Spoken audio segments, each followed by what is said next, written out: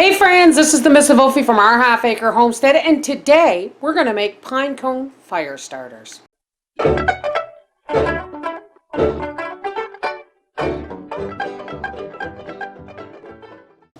Okay, this is a great gift idea for the fire keeper, the fire starter, or a camper in your home. You're going to need pine cones, and yes folks, they have to be real. You're going to need some kind of twine, and it has to be organic material. I'm using hemp, but you can use cotton wicking or cotton butcher string. You're going to need plain paraffin, and you're going to need a double boiler. Use an old pot and put an old can, soup can, tomato juice can, I'm using a tomato juice can here, in the water, and put your paraffin in there to melt. I have 3 of these bricks in this can. Now folks, if you want your children to be a part of this project, please never leave them alone with hot melted wax. Never leave your hot melted wax unattended. Okay?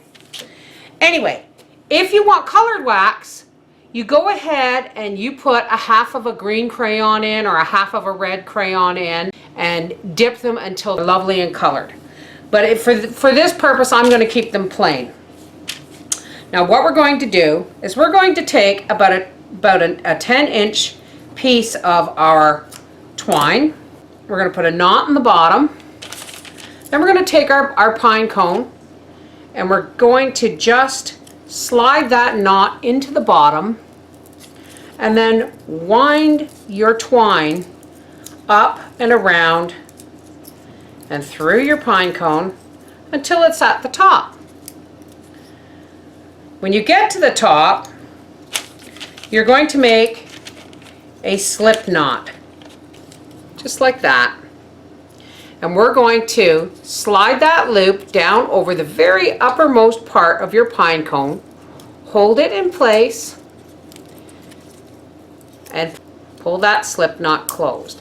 Now we not only have a wick, but we have something to hold on to while we dip.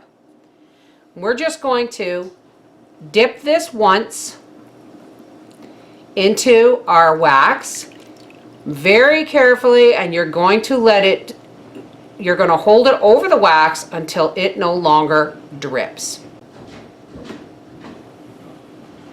And then you're going to set it on your parchment lined cookie sheet and let that gel.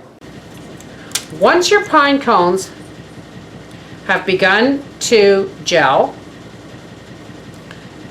you're going to dip them again, and you're going to be quick about the next dip because you don't want it melting the first coating. What you now can do, you're going to make a little pile of kindling in a pyramid over top of your pine cone, light your pine cone, and watch it burn. Now this is just for demonstration purposes only, folks. Don't let your kids try this at home.